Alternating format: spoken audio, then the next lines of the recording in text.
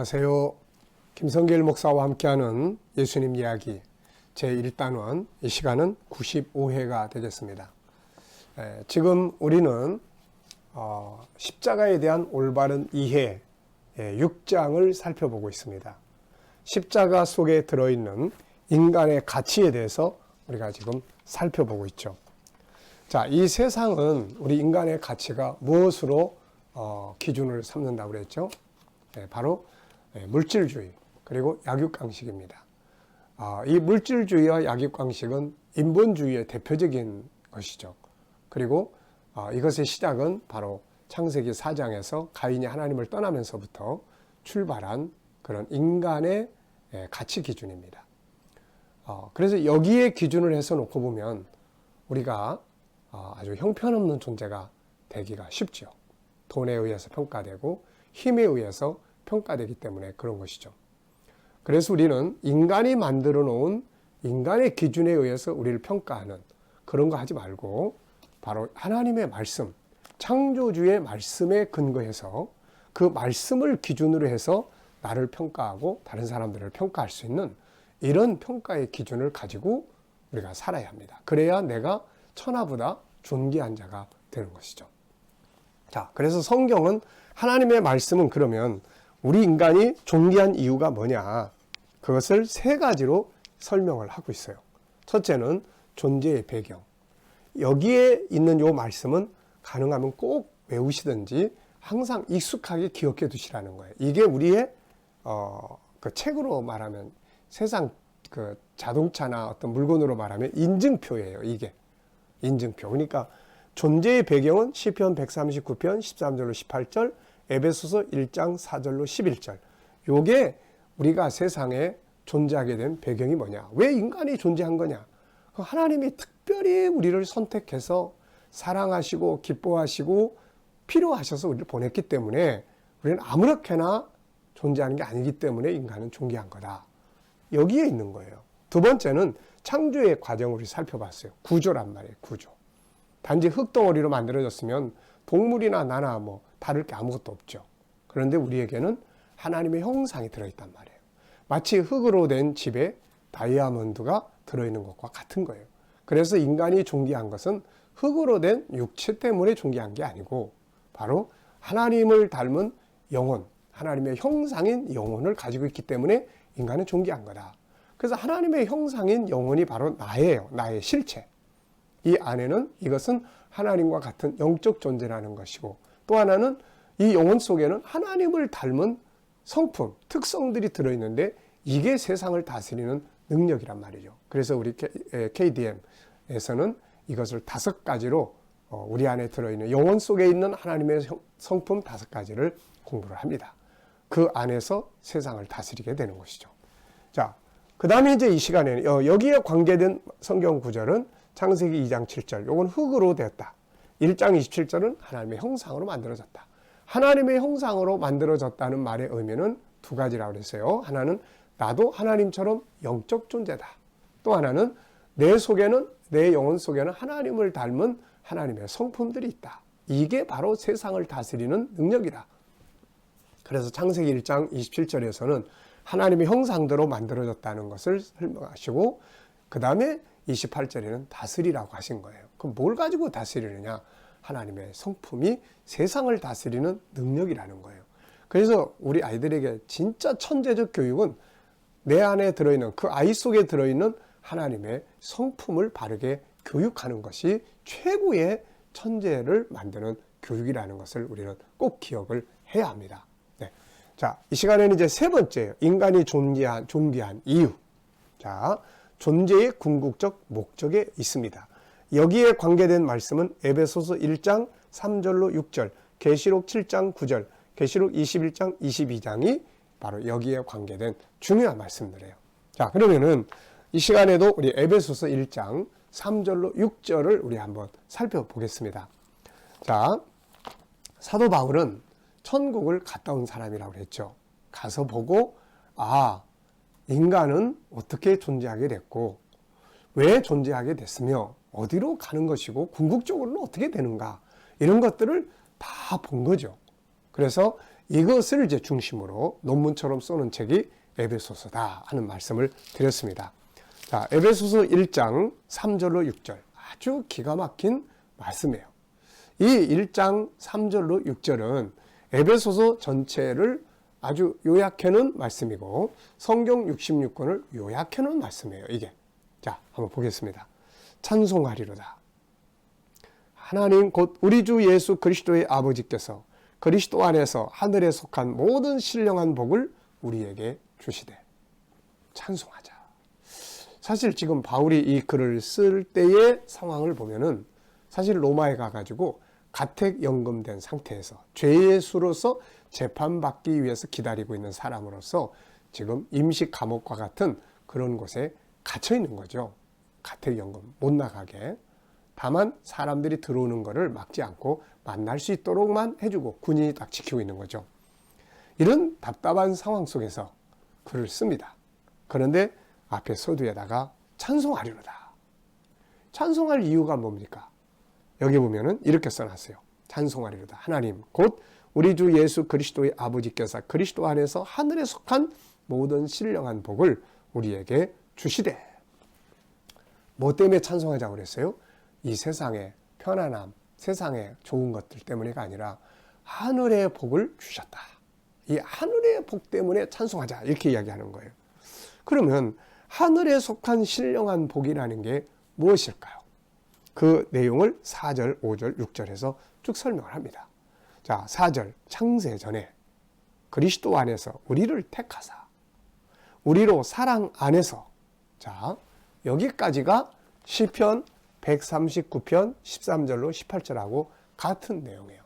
창세 전에, 세상에 오기 전에 하나님은 이미 우리를 그의 생각 속에서 선택하시고 그의 책에 기록하시고 이때 우리를 선택하신 이유가 세 가지라고 그랬죠. 사랑하시고 기뻐하시고 필요하셔서 그분이 우리를 원하셔서 우리가 선택되어진 거예요. 여기에 존귀한 인간의 가치가 있단 말이죠. 자, 그런데 그 이야기를 하는 겁니다.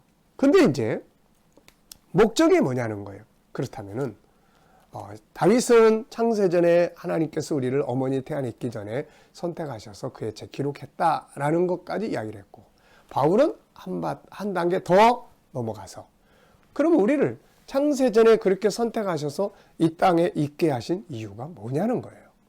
그 이유를 바로 그 앞에 이렇게 이야기해요.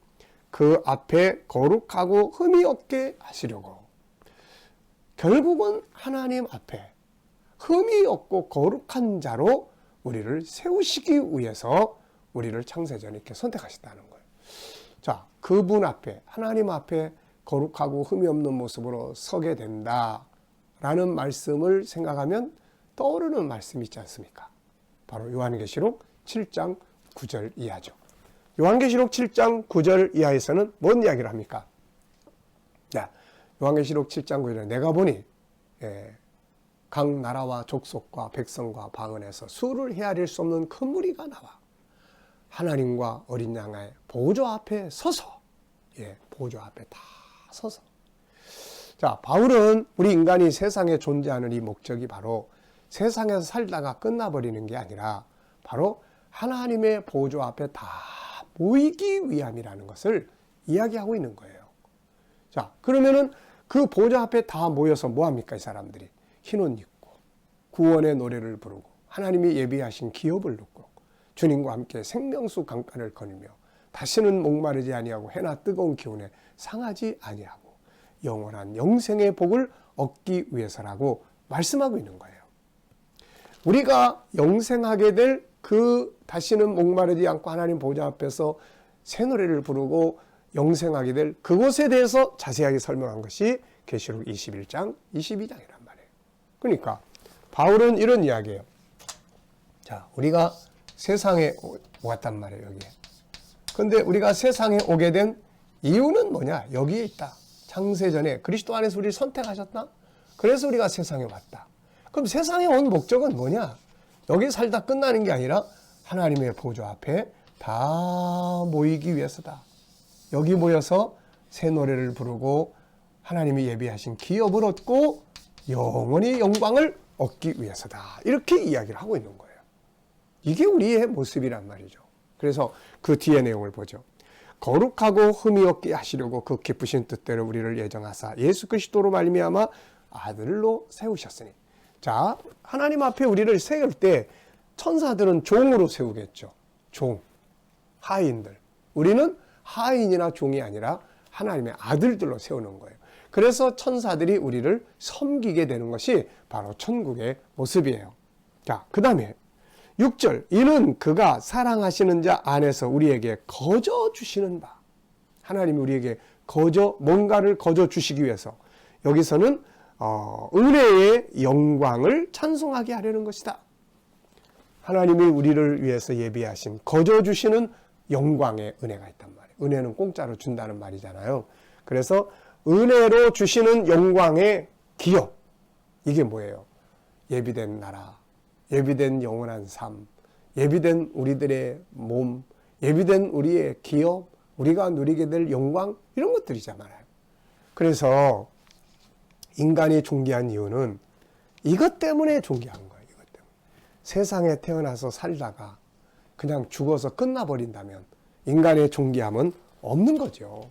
그런데 인간이 존귀한 이유는 세상에 와서 살다가 이제 다 늙어서 폐품 처리되는 게 아니라 이제는 하나님의 나라로 업그레이드 돼서, 지금은 영과 육이 분리돼서 영이 하나님 나라에 가지만 세상 모든 역사가 끝나는 그날에는 영과 육이 결합돼서 변화돼서 다시 늙지 않고 병들지 않고 죽지 않는 모습으로 하나님의 나라에서의 영원한 영광을 얻게 되는 거예요. 지금은 영이 먼저 그 나라에 들어가지만 결과적으로는 다 합쳐져서 다시는 죽지 않는 영생의 삶을 누리게 된다는 것입니다. 그러다 보니까 그런 기업을 누릴 때 뭐 해요? 찬송하는 거죠. 하나님을 찬양해요. 하나님, 이 위대한 기업을 주시고 영광스러운 삶을 주신 하나님을 찬양합니다. 이게 저와 여러분의 존재하는 목적이란 말이죠. 그래서 제가 특별히 에베소서 이 1장 3절부터 6절까지는 저에게는 큰 은혜의 체험이 있었어요. 제가 좀 일찍 사회생활을 시작했잖아요. 청소년 때부터. 그래가지고 사회생활을 하다 보니까 참 물질주의, 약육강식의 현장을 너무 많이 겪어보면서 항상 제 속에는 이런 철학적 질문이 있었어요. 나는 도대체 왜 세상에 왔을까? 이렇게 고통스럽게, 이렇게 어려서부터 힘들게 살다가 죽어서 끝나버린다면 도대체 세상에 왜 왔을까? 살아야 된 이유가 도대체 뭘까? 이런 질문들을 하고 살았어요. 어느 날 예배당, 당시 제가 성장했던 교회 마당을 이렇게 왔다 갔다 하면서 그 생각을 하고 있을 때 제 속에 이 에베소서 1장 3절 6절이 그림처럼 다 떠올랐습니다.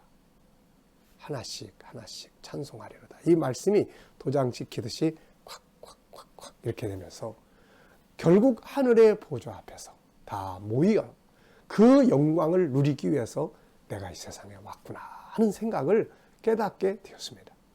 그래서 그때부터 저는 제일 감사했던 게 뭐냐면, 내가 세상에 온 것은 이 땅의 삶으로 끝나는 게 아니라 하나님의 나라의 영광을 위해서 거쳐가는 것이구나. 그래서 인간으로 태어난 것이 제일 감사한 감사의 조건이 되기 시작을 했습니다. 자, 여러분, 우리가 천하보다도 존귀한 이유는 뭘까요? 바로 이 세 가지 때문에 그렇습니다. 성공도 실패도 사실 알고 보면 아무것도 아니에요. 우리는 다 거쳐가는 것일 뿐이에요. 그리스도 안에 있는 사람들은 이미 다 성공을 가진 사람들입니다. 그래서 그리스도인들에게 실패라는 것은 없다. 그건 다 세상적 개념이에요. 자, 우리가 천하보다도 귀한 이유 세 가지. 이걸 꼭 기억해 두십시오. 아이들에게도 이걸 꼭 가르쳐서 네가 보물이야. 너는 보물이야. 보물인 이유를 가르쳐 주면서 정말 하나님을 닮은 사람으로 살아갈 수 있도록 만드시기 바랍니다. 이 엄청난 하나님의 역사, 우리 인간의 가치를 확인시켜주고 확증시켜주고 다시 회복시켜준 것이 십자가란 말이에요. 그래서 우리가 십자가를 볼 때마다 이렇게 존귀한 나의 모습을 다시 확인하고, 그래, 주님이 나를 이렇게 존귀한 자로 회복시켜 주려고 십자가에 죽으셨는데 내 인생을 아무렇게나 살지 말자, 제가 결심했던 겁니다. 여러분들도 자기 안에서 존귀한 가치를 찾아서 존귀하게 살고 다른 사람들의 존귀한 가치를 회복시켜주는 이런 삶을 사는 것이 십자가에 대한 은혜의 보답입니다. 이 시간 말씀 마치도록 하겠습니다. 감사합니다.